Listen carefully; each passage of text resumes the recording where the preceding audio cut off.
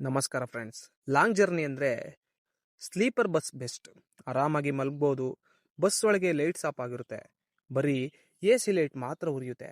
ಆದರೆ ನೀವು ರಾತ್ರಿ ಎಚ್ಚರವಾಗಿ ಬಸ್ನ ಆ ಉದ್ದನೆಯ ಪ್ಯಾಸೇಜ್ ನೋಡಿದ್ದೀರಾ? ಕರ್ಟನ್ ಹಿಂದಿನಿಂದ ಯಾರಾದರೂ ನಮ್ಮನೆ ನೋಡಿದ್ರೆ?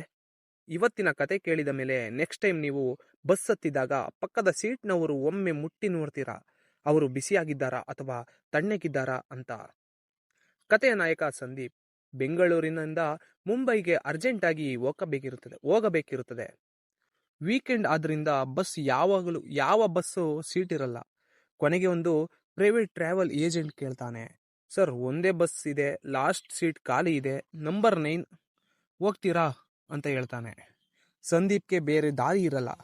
ಸರಿ ಬುಕ್ ಮಾಡಿ ಅಂತಾನೆ. ಬಸ್ ಹತ್ತಿದ ತಕ್ಷಣ ಸಂದೀಪ್ಗೆ ಒಂದು ವಿಚಿತ್ರ ಅನುಭವ ಆಗುತ್ತದೆ. ಸಾಮಾನ್ಯವಾಗಿ ಬಸ್ ಹತ್ತುವಾಗ ಜನ ಮಾತಾಡ್ತಾರೆ, ಫೋನ್ ನೋಡ್ತಾರೆ, ಲಗೇಜ್ ಇರೋ ಗಲಾಟೆ ಇರುತ್ತದೆ. ಆದರೆ ಈ ಬಸ್ನಲ್ಲಿ ಪೂರ್ತಿ ನಿಶಬ್ದ. ಎಲ್ಲ ಕರ್ಟನ್ ಹಾಕಿದೆ. ಎಲ್ಲರೂ ಆಗಲೇ ಮಲಗಿಬಿಟ್ಟಿದ್ದಾರೆ. ಬಸ್ ಒಳಗೆ ವಿಪರೀತ ಚಳಿ ಇದೆ. ಜೊತೆಗೆ ಒಂದು ವಿಚಿತ್ರ ವಾಸನೆ, ಊದುಬತ್ತಿ ಮತ್ತು ಕರ್ಪೂರದ ವಾಸನೆ ಬರ್ತಿದೆ. ಸಂದೀಪ್ಗೆ ತನ್ನ ಸೀಟ್ಗೆ ಒತ್ತೋಕೆ ಹೋಗ್ತಾನೆ. ಅವನ ಸೀಟ್ ಕೆಳಗೆ ಒಬ್ಬ ಹುಡುಗಿ ಮಲಗಿರ್ತಾಳೆ. ಅವಳ ಮುಖದ ಮೇಲೆ ಹೊದಿಕೆ ಹಾಕಿಲ್ಲ. ಅವಳ ಕಣ್ಣುಗಳು ಅರ್ಧ ತೆರೆದಿವೆ. ಅವಳು ಇವನನ್ನೇ ನೋಡ್ತಿದ್ದಾಳೆ ಅನಿಸುತ್ತೆ. ಸಂದೀಪ್, ಎಕ್ಸ್ಕ್ಯೂಸ್ ಮೀ, ನನ್ನ ಬ್ಯಾಗ್ ಸ್ವಲ್ಪ ಸೈಡ್ ಮಾಡ್ತೀರಾ ಅಂತ ಕೇಳ್ತಾನೆ. ಅವಳು ಏನು ಉತ್ತರ ಕೊಡಲ್ಲ, ಕಣ್ಣು ಕೂಡ ಮಿಡಿಸಲ್ಲ. ನಿದ್ದೆ ಮಾಡ್ತಿದ್ದಾಳೆ ಅನಿಸ್ತದೆ ಅಂತ ಸಂದೀಪ್ ಸುಮ್ಮನೆ ಮೇಲೆ ಹತ್ತಿ ಮಲಗ್ತಾನೆ.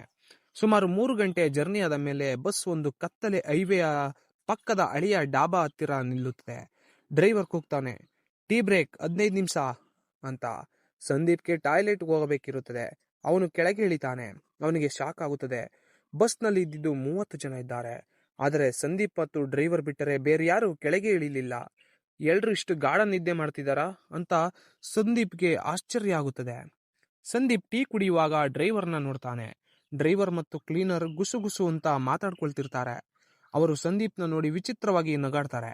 ಸಂದೀಪ್ ಹತ್ತಿರ ಹೋಗಿ ಕೇಳ್ತಾನೆ, ಅಣ್ಣ AC ಸ್ವಲ್ಪ ಕಡಿಮೆ ಮಾಡಿ, ಒಳಗಡೆ ಫ್ರೀಜರ್ ತರ ಆಗಿದೆ ಅಂತ. ಡ್ರೈವರ್ ಸೀರಿಯಸ್ ಆಗಿ ಹೇಳ್ತಾನೆ, ಅದು ಹಂಗೆ ಇರಬೇಕು ಸರ್, ಇಲ್ಲ ಅಂದ್ರೆ ವಾಸನೆ ಬರ್ತದೆ ಅಂತಾನೆ. ಸಂದೀಪ್, ವಾಸನೆನಾ, ಏನ್ ಹೇಳ್ತಿದ್ದೀರಾ ಅಂತ ಹೇಳ್ತಾನೆ. ಡ್ರೈವರ್, ಏನಿಲ್ಲ ಸರ್, ಹೋಗಿ ಮಲ್ಕೊಳ್ಳಿ, ನಾವು ಬೇಗ ರೀಚ್ ಆಗ್ಬೇಕು ಅಂತ ಹೇಳಿ ಸುಮ್ಮನೆ ಹೋಗ್ತಾರವರು. ಸಂದೀಪ್ ಮತ್ತೆ ಬಸ್ ಹತ್ತಾನೆ. ಈಗ ಅವನಿಗೆ ಅನುಮಾನ ಶುರುವಾಗುತ್ತದೆ. ಅವನು ತನ್ನ ಮೊಬೈಲ್ ಟಾರ್ಚ್ ಆನ್ ಮಾಡ್ತಾನೆ.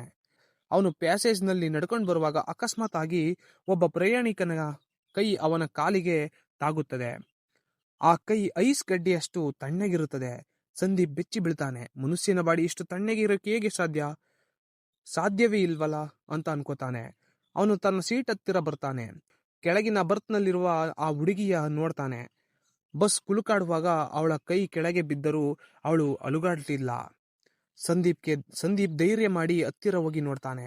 ಅವಳ ಮೂಗಿನಲ್ಲಿ ಮತ್ತು ಕಿವಿಯಲ್ಲಿ ಹತ್ತಿ ಇಟ್ಟಿದ್ದಾರೆ. ಅವಳ ಕಾಲಿನ ಬೆರಳಿನಲ್ಲಿ ಒಂದು ಟ್ಯಾಗ್ ಕಟ್ಟಿದ್ದಾರೆ. ಅವಳು ನಿದ್ದೆ ಮಾಡ್ತಿಲ್ಲ, ಅವಳು ಶವ ಅಂತ. ಸಂದೀಪ್ಗೆ ಎದೆ ಬಾಯಿಗೆ ಬರುತ್ತದೆ. ಅವನು ಪಕ್ಕದ ಕಟನ್ ಸೇರಿಸಿ ನೋಡ್ತಾನೆ. ಅಲ್ಲೊಬ್ಬ ಮುದುಕ, ಅವನು ಸತ್ತಿದ್ದಾನೆ. ಮೂಗಿನಲ್ಲಿ ಹತ್ತಿ ಇದೆ. ಇನ್ನೊಬ್ಬ ಕಡೆ ಮಗು, ಅದು ಶವ. ಆ ಬಸ್ನಲ್ಲಿ ಸಂದೀಪ್ ಒಬ್ಬನೇ ಜೀವಂತ ವ್ಯಕ್ತಿ. ಉಳಿದವರೆಲ್ಲರೂ ಶವಗಳು. ಇದು ಪ್ಯಾಸೆಂಜರ್ ಬಸ್ ಅಲ್ಲ, ಇದು ಶವಗಳನ್ನ ಕಳ್ಳತನದಲ್ಲಿ ಸಾಗಿಸುವ ಡೆಡ್ ಬಾಡಿ ಕ್ಯಾರಿಯರ್. ಅದಕ್ಕೆ AC ಫುಲ್ ಇಟ್ಟಿರೋದು, ಬಾಡಿ ಕೆಡಬಾರ್ದು ಅಂತ. ಅಷ್ಟರಲ್ಲೇ ಬಸ್ ಸ್ಟಾರ್ಟ್ ಆಗುತ್ತೆ. ಡ್ರೈವರ್ ಡೋರ್ ಲಾಕ್ ಮಾಡ್ತಾನೆ. ಸಂದೀಪ್ ಮುಂದೆ ಓಡಿ ಹೋಗಿ ಗಾಡಿ ನಿಲ್ಲಿಸು ಅಂತಾನೆ. ಡ್ರೈವರ್ ಹಿಂದಿರುಗಿ ನೋಡ್ತಾನೆ. ಅವನ ಕೈಯಲ್ಲಿ ಒಂದು ರಾಡು ಇರ್ತದೆ. ಕೂತ್ಕೊಳ್ಳೋ ಸುಮ್ನೆ, ನೀನು ನಮ್ಮ ಸೀಕ್ರೆಟ್ ನೋಡ್ಬಾರ್ದಿತ್ತು. ಈಗ ನೀನು ಮುಂಬೈಗೆ ಮನುಷ್ಯನಾಗಿ ಹೋಗಲ್ಲ, ಪಾರ್ಸಲ್ ಆಗಿ ಹೋಗ್ತೀಯಾ ಅಂತ ಹೇಳ್ತಾನೆ. ಡ್ರೈವರ್ ಮತ್ತು ಕ್ಲೀನರ್ ಸಂದೀಪ್ ಅನ್ನ ಕೊಲ್ಲೋಕೆ ಬರ್ತಾರೆ. ಸಂದೀಪ್ ಎಮರ್ಜೆನ್ಸಿ ಕಿಟಕಿಯಿಂದ ಗಾಜನ್ನ ಹೊಡಿತಾನೆ. ಚಲಿಸುತ್ತಿರೋ ಬಸ್ನಿಂದ ಹೈವೇ ಮೇಲೆ ಹಾರ್ತಾನೆ. ಅವನು ರೋಡ್ ಮೇಲೆ ಬಿದ್ದು ಉಸಿರಾಡ್ತಾನೆ. ಮೈಕೈ ತರಚುತ್ತದೆ. ಆ ಬಸ್ ನಿಲ್ಲಲ್ಲ, ಕತ್ತಲೆಯಲ್ಲಿ ಮರೆಯಾಗುತ್ತದೆ. ಗೆಳೆಯರೆ, ಸಂದೀಪ್ ಬಚಾವಾದ. ಪೊಲೀಸರು ಆ ಬಸ್ನ ಹುಡುಕಿದ್ರು, ಆದ್ರೆ ಅದು ಸಿಗಲೇ ಇಲ್ಲ. ಫೇಕ್ ನಂಬರ್ ಪ್ಲೇಟ್ ಆಗಿತ್ತು. ಕಡಿಮೆ ರೇಟ್ ಅಂತ ಯಾವುದೋ ಹೆಸರಿಲ್ಲದ ಬಸ್ ಬುಕ್ ಮಾಡಬೇಡಿ. ರಾತ್ರಿ ಮಲಗುವಾಗ ನಿಮ್ಮ ಕೆಳಗಿನ ಬರ್ತ್ನಲ್ಲಿರೋರು ಉಸಿರಾಡ್ತಿದ್ದಾರಾ ಅಂತ ಚೆಕ್ ಮಾಡಿ. ಯಾಕೆಂದ್ರೆ ಕೆಲವು ಬಸ್ಗಳು ಊರಿಗೆ ಹೋಗಲ್ಲ, ಸ್ಮಶಾನಕ್ಕೆ ಹೋಗ್ತವೆ. ಈ ಜರ್ನಿ ಹಾರರ್ ಸ್ಟೋರಿ ನಿಮಗೆ ಇಷ್ಟ ಆಗಿದ್ರೆ ಲೈಕ್ ಮಾಡಿ. ನಾನು ನಿಮ್ಮ ರಾಜು. ಮುಂದಿನ ವಿಡಿಯೋದಲ್ಲಿ ಸಿಗೋಣ. ಅಲ್ಲಿವರೆಗೂ ಬಾಯ್.